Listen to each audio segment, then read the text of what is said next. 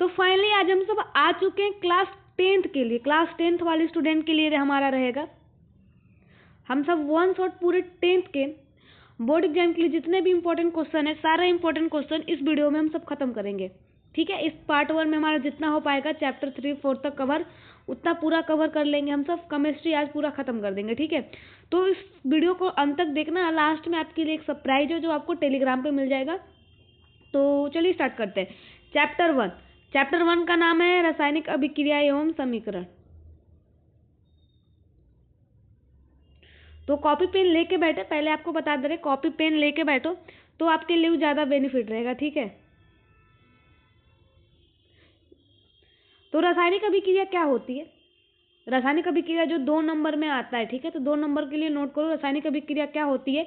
रासायनिक अभिक्रिया का मतलब रसायन में कोई अभिक्रिया होती है, इसके नाम से समझो। ठीक है, तो ऐसे परिवर्तन जिसमें नए गुणों वाले पदार्थों का निर्माण होता है वो रासायनिक अभिक्रिया कहलाता है। मतलब कोई भी रिएक्शन होता है उससे मुझे नए पदार्थ मिलते हैं, तो हमारा क्या कहलाता है? रासायनिक अभिक्रिया।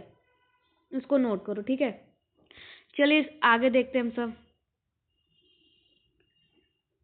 उदाहरण देख सकते हो। एग्जाम्पल क्या है हमारा? भोजन का पाचन, श्वसन, लोहे पर जंग लगना, मैग्नीशियम फीते का जलना, दही का बनना। दही किससे बनता है कमेंट में लिख के जाओगे। ठीक है, दही का बनना, दही में कौन सी, मतलब दूध से दही कैसे बनता है वो लिख के जाना। ठीक है, उस बैक्टीरिया का नाम बता के जाना। अब इसके बाद नेक्स्ट है हमारा रासायनिक अभिक्रिया की पहचान कैसे करें। तो रासायनिक अभिक्रिया की पहचान का पता करने के लिए कुछ निम्न जैसे पदार्थ की स्थिति में परिवर्तन होता है, पदार्थ का रंग बदलता है, गर्मी का विकास होता है, गर्मी का अवशोषण होता है। ये जो चारों चीज है, ठीक है, अभी आप सबको रिएक्शन देखने पर पता चल जाएगा कैसे पदार्थ की स्थिति में परिवर्तन होता है, पदार्थ का रंग कैसे बदलता है। ओके, चलिए अभिकारक क्या होता है? अभिकारक जैसे कोई रिएक्शन, जैसे देख लो एग्जाम्पल में देख लो, जैसे हमारा H2+O, ठीक है, तो क्या बनता है यहाँ पर? हमारा H2O बन गया। ठीक है, तो ए जो हमारा है, ध्यान रखना, ए जो हमारा है क्या कहलाता है? हमारा अभिकारक। ये क्या है? हमारा अभिकारक है। और ये जो रिएक्शन है, ठीक है, जो रिएक्शन दोनों पदार्थों को ऐड होने के बाद जो हमारा H2O जल बनता है वो क्या है? हमारा उत्पाद है। समझ रहे हो? ये हमारा क्या है? अभिकारक, और ये क्या है? हमारा उत्पाद। ओके, ठीक, चलो अब इसका डेफिनेशन पढ़ लेते हैं और इसको नोट करते चलो तो ज़्यादा बेटर रहेगा। ऐसे पदार्थ जो किसी रासायनिक अभिक्रिया में हिस्सा लेते हैं उन्हें अभिकारक कहते हैं। ओके, अब उत्पाद क्या होता है कि ऐसे पदार्थ जिनका निर्माण रासायनिक अभिक्रिया के बाद, मतलब रासायनिक अभिक्रिया में होता है, जैसे H2O जो हमारा बना वो क्या था? हमारा उत्पाद निकला। ठीक है, उत्पाद बना। संतुलित रासायनिक समीकरण किसे कहते हैं? 2 नंबर में क्वेश्चन आएगा ही आएगा। संतुलित रासायनिक समीकरण, जैसे यहाँ पर एग्जाम्पल से समझो। देखो, जैसे हमारा H2O प्लस क्या बना? हमारा H2O। अब देखो इसमें ध्यान देना कि इसमें H2 की संख्या 2 है, इसमें भी 2 है, O की संख्या 1 है, इसमें भी 1 है।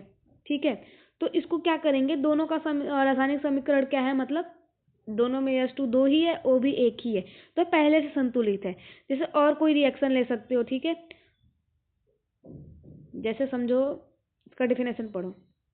ऐसे रासायनिक समीकरण जिनके दोनों पक्षों के बाएं और दाएं प्रत्येक तत्वों की परमाणुओं की संख्या बराबर होती है। फॉर एग्जाम्पल देखो, अब समझना, जैसे मान लो हम सब ले लेते हैं H प्लस Cl, तो हमारा बन गया 2HCl। ठीक है, अब जो हमारा अभिकारक है, अभिकारक में हमारा जो H है कितना? 1 है इसमें, और Cl कितना? 1 है। बट उत्पाद बनने के बाद यहाँ पर देख सकते हो इनमें 2 है, तो आप इसको संतुलित कैसे कर सकते हो? तो आपको क्या करना है? सिंपल सा कुछ नहीं करना, H में 2 से गुणा कर दो, Cl में 2 से गुणा कर दो। अब हमारा H भी 2 हो गया, Cl भी 2 हो गया, और सेम मैच भी हो गया। तो यही हमारा क्या कहलाता है? रासायनिक, मतलब संतुलित रासायनिक समीकरण। चलिए नेक्स्ट देखते हैं। रासायनिक समीकरण जो 2 नंबर में आएगा ही आएगा।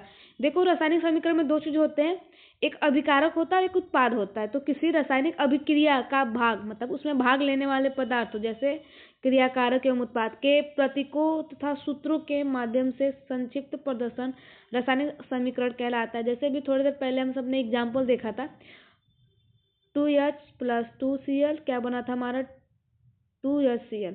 तो इसमें जो रासायनिक समीकरण क्या था हमारा, जैसे दो दो जो था हमारा, ठीक है, जैसे दो हमारा क्या था यश था, दो हमारा Cl था, तो वही इनके सूत्रों को जो व्यक्त करता है, ठीक है, वही हमारा क्या कहलाता है रासायनिक समीकरण।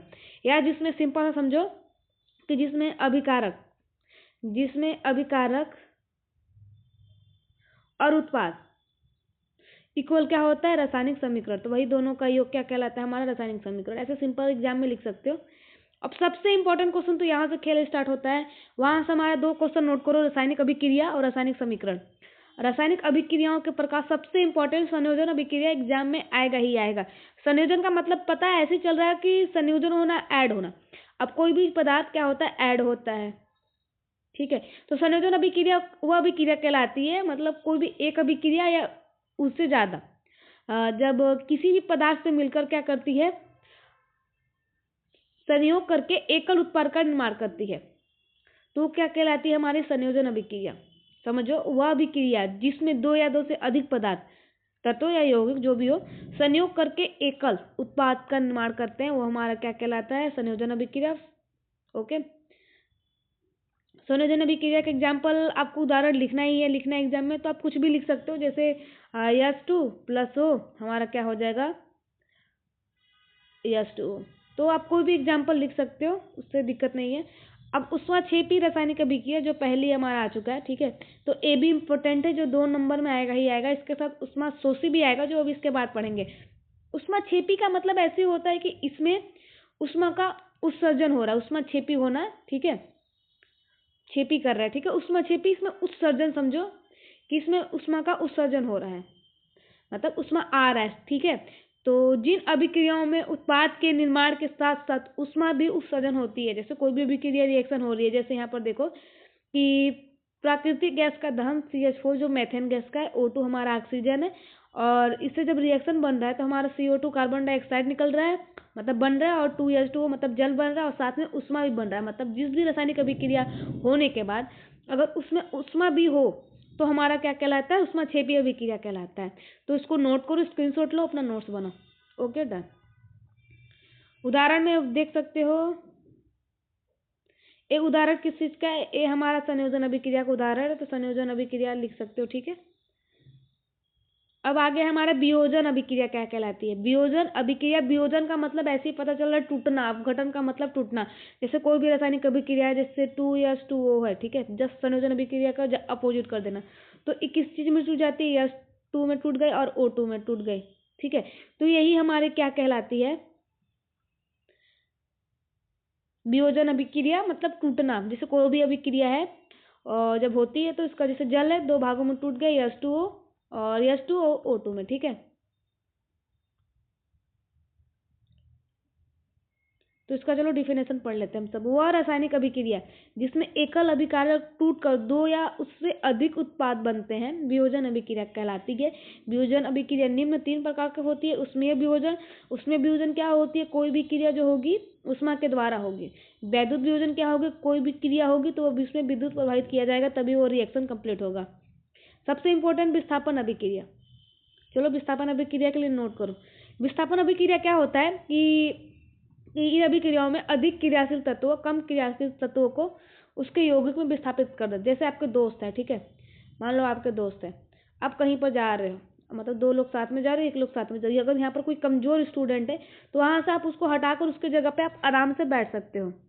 यही इसका कहने का मतलब है, विस्थापित हो जाता है कि इन अभिक्रियाओं में अधिक क्रियाशील तत्वों कम क्रियाशील तत्वों को इसके यौगिक से क्या कर देते हैं, विस्थापित कर देते हैं। अब आगे क्या उदाहरण, जैसे लोहे की कील पर भूरे रंग की कॉपर का जमना, जैसे Fe है, फेरस हमारा CuSO4 कॉपर सल्फेट, तो क्या बनता है हमारा कॉपर सल्फेट अलग, कॉपर अलग हो जाता है, ठीक है। अब नेक्स्ट है हमारा उष्मा शोषी अभिक्रिया, ये भी इंपॉर्टेंट है, 2 नंबर में सारे इंपॉर्टेंट क्वेश्चन है। उष्मा शोषी का मतलब समझिए, उष्मा शोषी यानी उष्मा का शोषण होता है, मतलब उष्मा वहां से हट जाता है, दूर भाग जाता है। जैसे इसका डेफिनेशन देखो, जिन अभिक्रियाओं में अभिकारकों को तोड़ने के लिए उष्मा या प्रकाश या विद्युत ऊर्जा की आवश्यकता होती है, उसे उष्मा शोषी कहते हैं। या ऐसी अभिक्रिया जिसमें उष्मा का मतलब उष्मा का शोषण होता है, उष्मा वहां से हट जाता है, उसको क्या बोलते हैं, उष्मा शोषी अभिक्रिया। जैसे यहाँ से देख सकते हो, इसका अगर एग्जाम्पल दिया होगा तो देखेंगे हम सब। इससे पहले क्या है हमारा,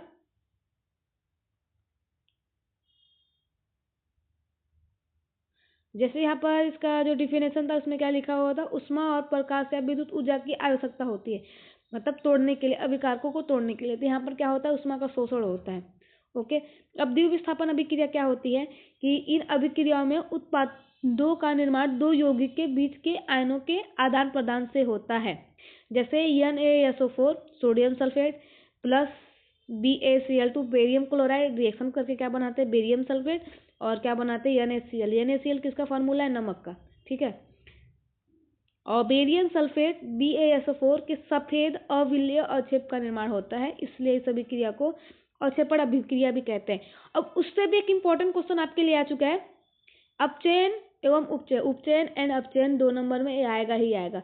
तो उपचयन क्या होता है, उपचयन में क्या होता है कि इसमें ऑक्सीजन की वृद्धि होती है और हाइड्रोजन का ह्रास होता है, मतलब हाइड्रोजन हटता है और ऑक्सीजन बढ़ता है। जैसे कोई भी अभिक्रिया हो रही है, समझो, जैसे कोई भी अभिक्रिया हो रही है तो उसमें मतलब उपचयन अभिक्रिया में ऑक्सीजन बढ़ता है और हाइड्रोजन घटता है। और अपचयन अभिक्रिया में क्या होता है, जब अपोजिट होता है, ऑक्सीजन घटता है, मतलब ऑक्सीजन का ह्रास होता है, हाइड्रोजन बढ़ता है। तो इसे समझ लो, किसी पदार्थ में ऑक्सीजन की वृद्धि अथवा हाइड्रोजन का ह्रास होता है, हम वो अथवा दोनों हो तो उसे क्या बोलते हैं, अपचयन। अब उदाहरण के लिए C+O2, इसमें ऑक्सीजन क्या हो रहा है, ऑक्सीजन की वृद्धि हो रही है, ठीक है। अब कॉपर में, ठीक है, इसमें भी ऑक्सीजन की वृद्धि हो रही है। अब अपचयन अभिक्रिया में क्या होता है, ऑक्सीजन का ह्रास होता है, मतलब और हाइड्रोजन का वृद्धि होता है। ओके। अब इससे भी इंपॉर्टेंट क्वेश्चन हमारा आ गया रेडॉक्स अभिक्रिया, ये भी एग्जाम में आएगा ही आएगा। तो रेडॉक्स अभिक्रिया क्या होती है, जिसमें उपचयन, ठीक है, 2 उपचयन लिखा गया, उपचयन तथा अपचयन दोनों अभिक्रिया होती है और रेडॉक्स अभिक्रिया कहलाती है। बहुत सिंपल है, जितना सिंपल है क्लास 10 का साइंस ना, उससे आप 100 अप टू 100 ला सकते हो। तो बस वीडियो को अंत तक देखना और अपने सरप्राइज का वेट करना। दैनिक जीवन में उपचयन अभिक्रियाओं के ऊपर बहुत संक्षारण आपने सुना होगा, लोहे का जंग लगना। जैसे जो लोहा रहता है, आपके घर के बाहर देखे होगे कभी, लोहा वहा जो भी होगा, तो पानी या नमी की वजह से, जब बरसात होती है या जो भी नमी की वजह से उसमें जंग लग जाता है, जिसका पपड़ी उजड़ने लगता है, आपने देखा होगा। तो क्या होता है, जंग होता है। जब कोई धातु ऑक्सीजन अम्ल के आदि मतलब अम्ल आदि के संपर्क में आती है, जिससे धातु की ऊपरी परत कमजोर हो जाती है, जिसको क्या बोलते हैं, जो खोखला टाइप का हो जाता है, जो उजड़ जाता है, ठीक है, उसे क्या बोलते हैं, संक्षारण कहते हैं। अब जैसे लोहे के वस्तु पर जंग लगना, चांदी के ऊपर काली परत व तांबे के ऊपर हरी परत चढ़ना संक्षारण के उदाहरण है। अब इसके बचाव के लिए क्या करते हैं, जैसे आपने शटर देखा होगा, आपका दुकान है, दुकान में अगर शटर लगा होगा, चाहे आपके घर में जो दरवाजा उरवाजा लगा होगा, तो उसको क्या कर दिया जाता है, पेंट कर दिया जाता है, पेंट लाकर उसको पेंट कर दिया जाता है। तो वही संक्षारण से बचाने के लिए किया जाता है, यशोद लेपेन या विद्युत लेपेन और पेंट करके संक्षारण से धातुओं को बचाया जाता है। यहाँ तक क्लियर। विकृत गंधिका क्या होती है, विकृत गंधिका जैसे कि आपने कोई खाना बनाया और जो जो मतलब जो खाद्य सामग्री है, अगर वायु के संपर्क में आने पर क्या हो जाती है, उपचयत हो जाती है, जिससे उनके स्वाद और गंध में परिवर्तन हो जाता है। इसे क्या कहते हैं, विकृत गंधिका कहते हैं। अब इसे बचाने के लिए आपको प्रति ऑक्सीकरण का उपयोग, वायुरोधी बर्तन में खाद्य सामग्री रखकर वायु के स्थान पर नाइट्रोजन गैस द्वारा, शीतलन द्वारा, मतलब फ्रिज में जो खाना रख दिया जाता है जिससे खाना खराब नहीं होता है, वो हमारा क्या, वही है हमारा विकृत गंधिका। अब आप सबके लिए एक चीज है कि आपका चैप्टर 1 खत्म हो चुका है। चैप्टर 2 स्टार्ट करने से पहले चैप्टर 1 का कुछ कुछ इंपॉर्टेंट क्वेश्चन है जो आप सब नोट कर लो, ठीक है। तो चलिए बताते हैं आप सबको इंपॉर्टेंट क्वेश्चन। चलो नोट करते रहो, इंपॉर्टेंट क्वेश्चन है सारा।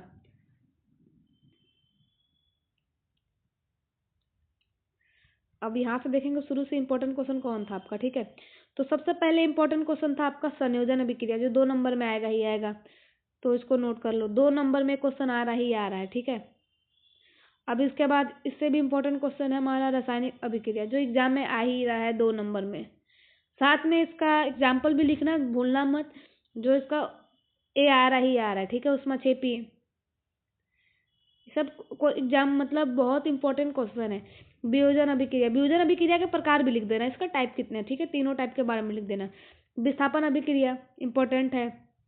द्विविस्थापन, उष्माशोषी ये तो आएगा ही, उष्माक्षेपी उष्माशोषी दोनों साथ में आते हैं, ठीक है। द्विविस्थापन अभिक्रिया भी आ जाएगा। अब एक आ जाता है कि विस्थापन अभिक्रिया और द्विविस्थापन अभिक्रिया में अंतर बताइए, तो दो दो अंतर लिख देना।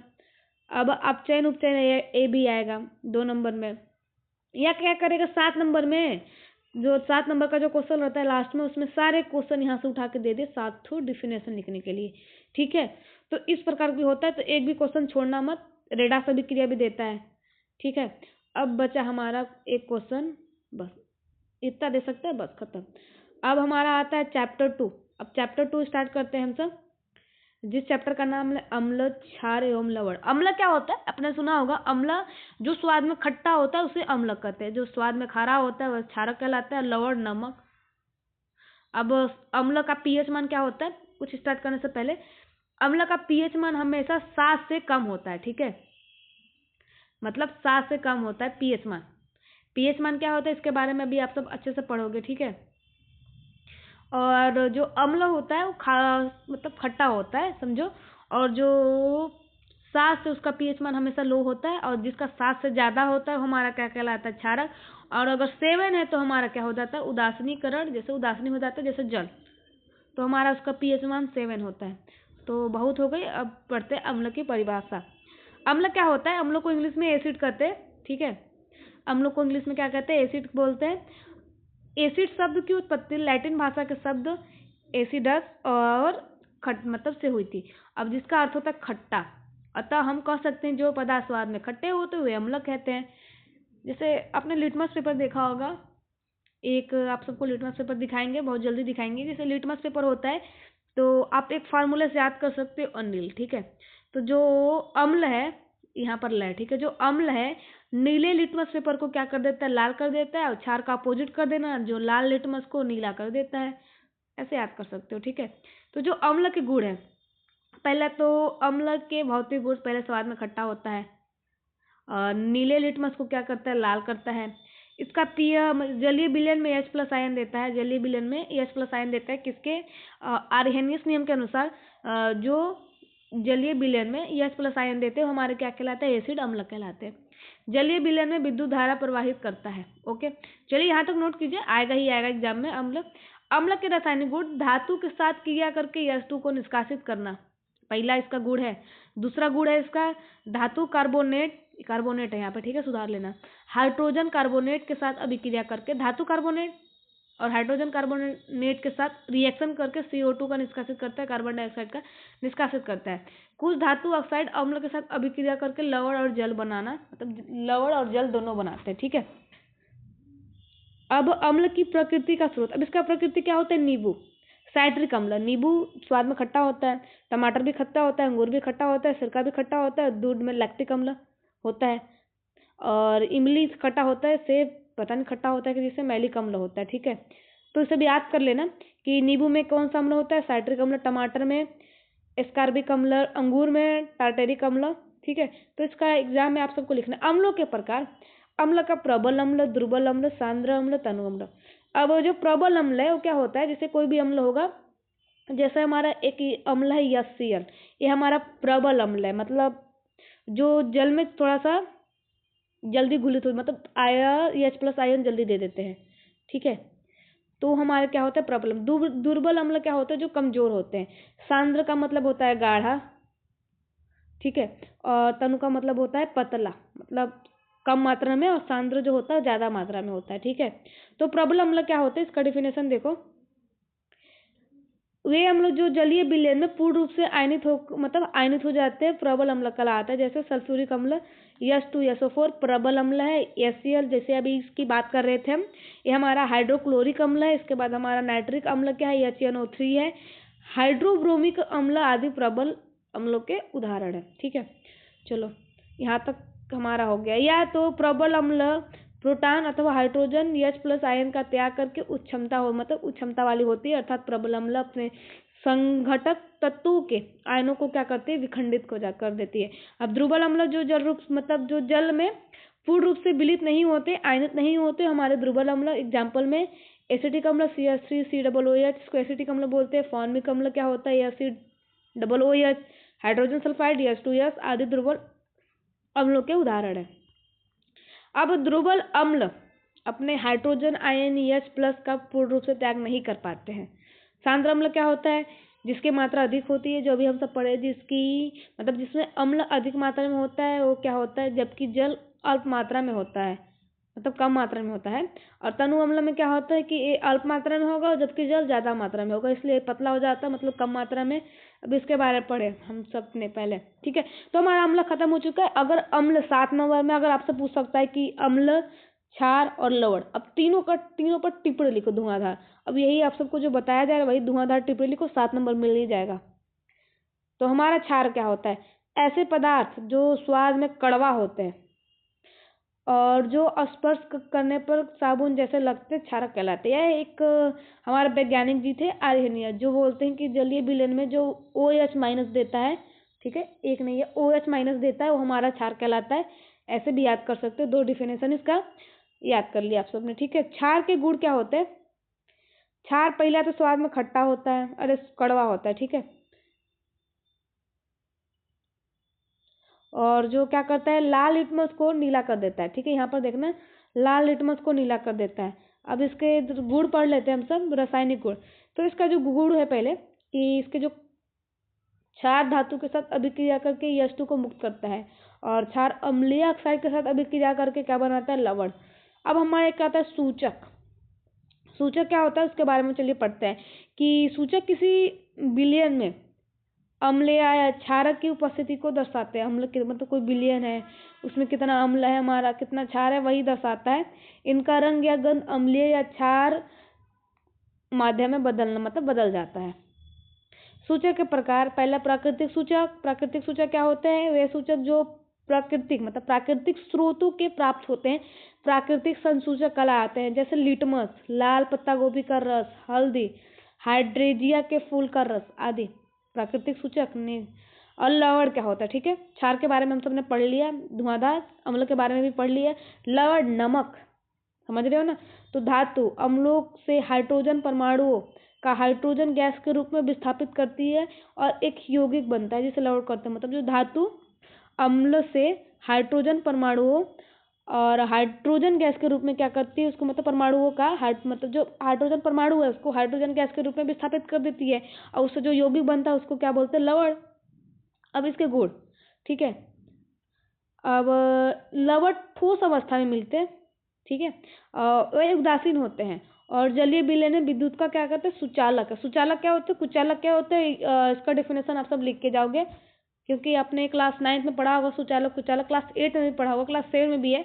सुचालक और कुचालक क्या होते हैं, इसका डेफिनेशन लिख के जाना जिन भी बच्चों को मालूम होगा, ठीक है। नेक्स्ट वीडियो में हम सब बात करेंगे सुचालक और कुचालक किसे कहते हैं, देखते हैं। जो भी बच्चा सुचालक और कुचालक का डेफिनेशन लिख के जाएगा उसका नाम लिया जाएगा नेक्स्ट वीडियो में, ठीक है। ऐसे उदासीन क्या होता है, उदासीन जैसे जिसका pH मान 7 मतलब होता है। जैसे ऐसे पदार्थ जो लाल अथवा नीले लिटमस पत्र के रंग में परिवर्तित नहीं करते उदासीन कहलाते हैं। या याद कर सकते हो उदासीन जिसका pH मान 7 से कम होता है। ऐसे पदार्थ ना तो अम्लीय होते हैं ना तो क्षारीय होते हैं। जैसे जो 7 से कम है, ठीक है, जो 7 से कम है वो हमारा अम्ल कहलाता है, एसिड, और जो 7 से ज्यादा है वो हमारा क्या कहलाता है, क्षार यानी बेस। इतना याद रखना।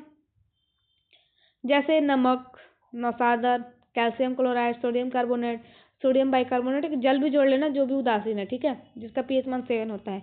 उदासीनीकरण अभिक्रिया क्या होती है, जब अम्ल द्वारा क्षार का प्रेक्षित प्रभाव तथा क्षारक द्वारा अम्ल का प्रभाव समाप्त हो जाता है और परिणाम स्वरूप लवण और जल प्राप्त होता है, वही हमारा उदासीनीकरण अभिक्रिया होती है, ठीक है।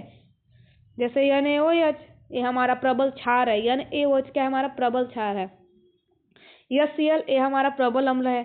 जब दोनों रिएक्शन करते हैं तो NaCl जो कि नमक है हमारा, सोडियम क्लोराइड, अब बनता है हमारा H2O जो कि ये क्या है, जल, ठीक है। अब पीएच स्केल क्या होता है, आपने पीएच स्केल देखा होगा, नेक्स्ट वीडियो में इसके बारे में बात कर लेंगे। पीएच स्केल फिलहाल अभी तो अवेलेबल नहीं है। पीएच स्केल क्या होता है कि किसी विलयन में उपस्थित H प्लस आयन की सांद्रता ज्ञात करने के लिए हम पीएच स्केल का यूज करते हैं। और जो पीएच स्केल है, ठीक है, पीएच में पी है पुषांक, जो एक जर्मन शब्द है जिसका अर्थ है शक्ति। अब जो पीएच जिसका 7 होता है उदासीन विलयन, जिसका 7 से कम होता है वो अम्लीय विलयन, और जो 7 से ज्यादा होता है पीएच वो क्या होता है, क्षारीय विलयन। समझ रहे हो? ठीक। अब नेक्स्ट अम्लीय वर्षा क्या होती है? अम्लीय वर्षा, वर्षा के जल की पीएच मान अगर मतलब 5.6 से कम हो जाती है तो अम्लीय वर्षा होती है। ठीक है। अब लवणों का पीएच क्या होता है? प्रबल अम्ल एवं प्रबल क्षार के लवण का पीएच मान कितना होता है? 7 होता है, जो कि क्या होता है? उदासीन।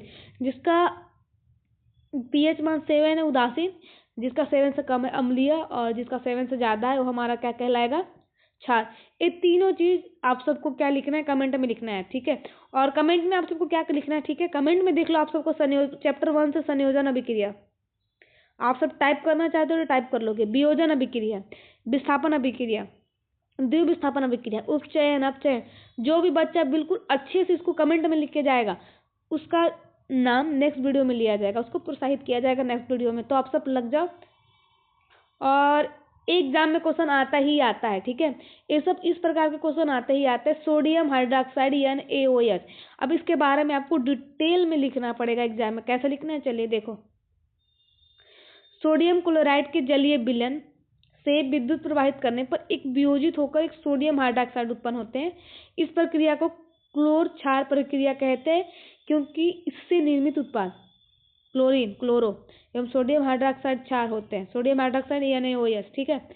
तो जब NaCl और जल से क्या बनता है हमारा? NaOH बन गया, Cl2 क्लोरीन अलग हो गया, H2 गैस। अब क्लोरीन गैस एनोड पर क्या होती है? मुक्त होती है, एवं हाइड्रोजन गैस कैथोड पर, एनोड प्लस पर होता है और कैथोड माइनस पर होता है। कैथोड पर सोडियम हाइड्रोक्साइड विलयन का निर्माण भी होता है। इस प्रक्रिया में उत्पन्न हुए 3 उत्पाद उपयोगी है। अब इसके बाद आपको इसमें इतना ही लिखना है। ठीक है, पहले क्या करना, अगर आपके इसके बारे में पूछे, ठीक है, सोडियम हाइड्रोक्साइड पहले लिख देना, उसका रासायनिक नाम क्या है? NaOH है, सोडियम हाइड्रोक्साइड है, सिंपल सा। अब वो दे देना, बता देना कैसे कैसे बना है। ठीक है। अब इसका एक रिएक्शन दे देना, आपको 3 नंबर आराम से मिल जाएगा। ठीक है। अब हमारा है विरंजक चूड़। अब विरंजक चूड़ जिसको क्या बोलते हैं? शुष्क बुझे हुए चूने। तो CaOH का होल ट्वाइस पर क्लोरीन की क्रिया से विरंजक चूड़ बनता है। जैसे CaOH पर हम सब Cl2 का जब रिएक्शन करेंगे तो क्या बनेगा हमारा? CaOCl2 plus H2O। ठीक है। अब इसका जो उपयोग होता है किसमें होता है? वस्त्र उद्योग में, सूती व लिनेन के विरंजन के लिए, कागज की फैक्ट्री में लकड़ी के मज्जा के विरंजन के लिए, और क्या है हमारा? रासायनिक उद्योगों में एक उपचाय के रूप में। अब लास्ट क्या है हमारा? पीने वाले जल को जीवाणुओं से मुक्त करने के लिए इसका यूज होता है विरंजक चूड़ का। अब सबसे इम्पोर्टेंट बेकिंग सोडा आता ही आता है। तो बेकिंग सोडा का उपयोग आमतौर पर रसोई घर में स्वादिष्ट खस्ता, पकौड़े आदि बनाने में किया जाता है। जैसे बेकिंग सोडा आपने देखा होगा घर पर जो पकवान उकवान बनते हैं उसमें बेकिंग सोडा आपके मम्मी ने कभी मंगाया होगा आपसे, जरूर बेकिंग सोडा देख लेना वहां से। इस यौगिक का रासायनिक नाम सोडियम हाइड्रोजन कार्बोनेट है। ठीक है, सोडियम हाइड्रोजन कार्बोनेट NaCO3। इसको बनाने में सोडियम क्लोराइड यानी NaCl का उपयोग एक मूल पदार्थ के रूप में किया जाता है। इसका जो उपयोग देखो, बेकिंग सोडा, बेकिंग पाउडर बनाने में बेकिंग सोडा प्लस टार्टेरिक अम्ल का मिश्रण होता है। इस अभिक्रिया में उत्पन्न CO2 के कारण पावरोटी या केक में खमीर उड़ जाता है तथा इससे यह मुलायम और स्पंजी हो जाता है। जो आपको दिखता होगा ना, जो केक में ऐसे क्या बताएं आपको, समझो जो केक बनता है ना, केक का जो पावरोटी रहता है तो किस टाइप का रहता है? वही है हमारा। यह एंटीसीड का एक संघटक है। इसका उपयोग सोडा, अम्ल, अग्निनाशक में भी किया जाता है। धोने का सोडा, अब धोने का सोडा क्या है हमारा? Na2CO3। ठीक है, सोडियम कार्बोनेट है, और इसमें जो 10H2 आपको दिख रहा होगा, इसमें जल के अणु 10 होते हैं। ठीक है, कैसे कैसे बनता है? इससे पहले सोडियम कार्बोनेट और जल के साथ जब रिएक्शन करता है तो हमारा सोडियम कार्बोनेट और जल बनता है साथ में। ठीक है, तो सोडियम कार्बोनेट को पुनः क्रिस्टलीकरण से धोने का मतलब धोने का सोडा प्राप्त होता है। यह एक क्षारीय लवण है। अब इसका जो उपयोग किया जाता है कांच, साबुन एवं कागज उद्योगों में होता है। इसका उपयोग बोरेक्स के उत्पादन में भी होता है। इसका उपयोग घरों के साफ सफाई में भी होता है और जल के अस्थायी कठोरता को हटाने के लिए भी इसका उपयोग होता है। प्लास्टर ऑफ पेरिस क्या होता है? प्लास्टर ऑफ पेरिस का फॉर्मूला देखो, कैल्शियम सल्फेट CaSO4। अब इसमें हाफ H2O होते हैं, ठीक है। तो जिप्सम को 347 के केल्विन पर गर्म करने पर यह जल के अणुओं को क्या करता है? त्याग कर देता है, जिससे हमारा कैल्शियम सल्फेट हेमीहाइड्राइड बनता है। यह सफेद चूर्ण ये सफेद चूर्ण होता है और जो जल मिलाने पर यह पुनः जिप्सम बनकर ठोस प्रदान करता है। अब इसका जो उपयोग है, इसका जो उपयोग किया जाता है प्लास्टर ऑफ पेरिस का उपयोग डॉक्टर टूटी हुई हड्डी से, प्लास्टर बोलते हैं ना कि इसके बॉडी का, इसके पैर का प्लास्टर हुआ है, इसके हाथ का प्लास्टर हुआ है, तो जो डॉक्टर होते हैं टूटी हुई हड्डियों को सही जगह पर स्थिर रखने के लिए इसका उपयोग करते हैं। इसका उपयोग खिलौने बनाने, सजावट का सामान बनाने के लिए भी किया जाता है। इसका उपयोग सतह को चिकना बनाने के लिए भी किया जाता है। तो चैप्टर 2 खत्म हो गया हमारा, ठीक है। तो चैप्टर 2 में जितने भी इंपॉर्टेंट क्वेश्चन थे, अभी जो आप सबने पढ़ा, क्या क्या पढ़ा ध्यान रखना। इसमें इंपॉर्टेंट क्वेश्चन क्या क्या, प्लास्टर ऑफ पेरिस के बारे में पूछ देगा आपसे, तो धोने का सोडा के बारे में आपसे पूछ देगा। इसके बाद अगर आपसे बेकिंग सोडा पूछ देगा। इसके बाद आपसे विरंजक चूर्ण, आपके बाद NaCl, सोडियम क्लोराइड जो भी है। अब पीएच मान पूछ सकता है, पीएच मान किसे कहते हैं। और पूछ सकता है कि 1 नंबर पूछ सकता है कि जल का पीएच मान कितना होता है, दूध का पीएच मान कितना होता है। अम्ल उदासीनीकरण अभिक्रिया 2 नंबर में आपसे पूछ सकता है, ठीक है। और आपसे 7 नंबर में पूछ सकता है अम्ल, क्षार और लवण, तीनों पर टिप्पणी कीजिए। तो वही आपसे टिप्पणी करना 7 नंबर में बैठ के। अब नेक्स्ट है हमारा चैप्टर 3। चलिए चैप्टर 3 स्टार्ट करते हैं। चैप्टर 3 क्या है उसको देखते हैं। चैप्टर 3 धातु एवं अधातु के बारे में। तो इसको पढ़ने से पहले हम सब, अगर ये चैप्टर अभी जितना पढ़ ले रहे हैं पढ़ ले, इसके बाद कल हम सब आएंगे धातु एवं अधातु को इससे भी बेटर तरीके से पढ़ के जाएंगे। पहले ऊपर ऊपर का थोड़ा बहुत ज्ञान ले लो कि जो अभी वर्तमान में 118 तत्व है, जिसमें 90 से अधिक धातु हैं और 22 अधातु है और कुछ उपधातु है। धातु क्या होती है? जैसे सोना, चांदी, आपने सुना होगा जो चमकीले होते हैं, आघात वर्धनीय, जिसको पीट पीट कर बहुत ज्यादा लंबा बनाया जा सकता है, जैसे सोना, चांदी। और जो तन्य हो, जिसमें तन्यता का गुण हो, ध्वनि को जो साउंड भी करे, और उष्मा तथा विद्युत का सुचालक को, जिसमें विद्युत प्रवाह हो सके। सुचालक उसे कहते हैं जिसमें विद्युत का प्रवाह होता है, वो सुचालक कहलाता है। और कुचालक क्या होता है? जिसमें विद्युत का प्रवाह नहीं होता है, वो क्या कहलाता है? कुचालक कहलाता है। यू कैन अंडरस्टैंड, ठीक है। तो इसका जो एग्जाम्पल है हमारा सोना, जो हमारा धातु सोडियम है, पोटेशियम है, मैग्नीशियम है, लोहा है, और एल्युमिनियम है, कैल्शियम है, बेरियम है, Au है, Ag है, ठीक है। इसका जो उपयोग किसमें किया जाता है? धातुओं का उपयोग आभूषण बनाने में। तो आप सबको मालूम होना चाहिए, जो धातु का उपयोग आभूषण में किया जाता है, ये सबको मालूम होना चाहिए, ठीक है। तो धातुओं का उपयोग इमारत, पुल, रेल पटरी को बनाने में, हवाई जहाज, समुद्री जहाज, गाड़ियों के निर्माण में, घर में उपयोग होने वाले बर्तन, मशीन के पुर्जे वाले पुर्जे आदि के निर्माण में किया जाता है। ओके। अधातु क्या होती है? जो आघात वर्धनीय नहीं होती, जो भंगुर होती है, उसमें विद्युत का कुचालक होती है, विद्युत प्रवाह नहीं होता है उसमें। और जो ध्वनिक भी ध्वनिक उसमें ध्वनि का भी साउंड नहीं आता है, अधातु कहलाता है। जैसे हमारे oxygen, hydrogen, nitrogen, oxygen, hydrogen, nitrogen, sulphur, phosphorus, fluorine, chlorine, bromine, iodine अधातुएं हैं, ठीक है। अधातु का उपयोग किसमें किया जाता है? ऑक्सीजन हमारे जीवन के लिए बहुत आवश्यक है। सजीव सबसे ज्यादा उपयोग तो हमारा धातु का ही हो रहा है। और धातु के बिना तो रह भी सकते हैं, लेकिन ऑक्सीजन के बिना रहना इम्पॉसिबल है। नाइट्रोजन का उपयोग उर्वरकों में पौधों की वृद्धि हेतु किया जाता है। नाइट्रोजन गैस, जो आपको चिप्स का पैकेट होगा ना, चिप्स कुरकुरे का पैकेट, तो उसमें नाइट्रोजन गैस ही भरा जाता है। अच्छा, कमेंट में बताना हवाई जहाज में क्या यूज होता है, ठीक है, जिससे हवाई जहाज उड़ता है। उसमें ये सब पेट्रोल यूज नहीं होता है। जो भी यूज होता होगा उस गैस का नाम लिख के जाना कमेंट में। देखते हैं कितने को पता है। क्लोरीन का उपयोग जल शुद्धिकरण प्रक्रम में किया जाता है। अब एग्जाम में आता है 3 नंबर का क्वेश्चन, धातु अधातु में अंतर बताइए। तो धातु क्या करोगे? जो चमकदार होती है। अधातु चमकदार नहीं होती है। धातु में तन्यता का गुण होता है, इसमें तन्यता का गुण नहीं होता है। आघात वर्धनीय होता है, आघात वर्धनीय नहीं होता है। इसमें ध्वनिक होता है, ध्वनिक नहीं होता है। और फिर एग्जाम्पल लिख देना, जो Au, जो भी फला, और विद्युत का सुचालक होता है, विद्युत का कुचालक होता है। इस प्रकार आप लिख सकते हो, ठीक है। अब धातु के भौतिक गुण क्या है? धातु सामान्यतः ठोस तथा कठोर होती है। प्रत्येक धातु की कठोरता अलग अलग होती है। धातुओं का गलनांक अधिक होता है। जैसे एक अपवाद में देख लो, नोट में कोई अपवाद में मरकरी को छोड़कर सारी धातुएं कमरे के ताप पर ठोस अवस्था में पाई जाती है, लेकिन जो मरकरी है, ठीक है, नहीं पाई जाती है। गैलियम और सीजियम का गलनांक बहुत कम होता है। हथेली पर रखने पर यह धातु पिघलने लगती है। क्षारीय धातु लिथियम, सोडियम, पोटेशियम, ये क्षारीय धातु है। क्षारीय धातु लिथियम, सोडियम, पोटेशियम इतनी मुलायम होती है कि उनको चाकू से भी काटा जा सकता है। इनके जो घनत्व, डेंसिटी तथा गलनांक भी क्या होते हैं, कम होते हैं। अब चमक क्या होती है? जैसे धातु में जो चमक होती है, अपने शुद्ध रूप में धातु की सतह चमकदार होती है। आघातवर्धनती, अब जैसे कोई भी धातु है, जब उसको पीट पीट कर लंबी चादर बनाया जाता है, इसके गुणधर्म को क्या बोलते हैं? आघातवर्धनीय। क्लास 8 में या क्लास 8 में आप सबने सब पढ़ा होगा, तन्यता। क्लास 8 का जो सरकारी बुक आता है उसमें होगा। अगर जो यूपी बोर्ड के स्टूडेंट हो गए, हिंदी, फिलहाल हम यूपी बोर्ड से हैं, तो मुझे मालूम है कि क्लास 8 में ये सब सारा क्वेश्चन था। तन्यता क्या होती है? जैसे धातु को तान तान के, ठीक है, मतलब जब खींचना, खींचना जिसको बोलते हैं, तो धातु के पतले तार के रूप में खींचने की क्षमता को तन्यता कहते हैं। जो एल्युमिनियम देखोगे ना, एल्युमिनियम का तार जिसको खींचने के, मतलब जो तार, समझ जाओ, तार वही है। किसको, मतलब 1 ग्राम सोने को 2 किलोमीटर लंबा तार बनाया जा सकता है। उसको पीट पीट के आघातवर्धन करके 1 ग्राम को 2 किलोमीटर लंबा तार बनाया जा सकता है। समझ सकते हो कितना आघातवर्धनीय होगा। अधातुओं के भौतिक गुण क्या होता है कि अधातु से सामान्यतः ठोस या गैस रूप में होती है। अपवाद में जो ब्रोमीन ऐसा धातु जो द्रव्य अवस्था में होती है।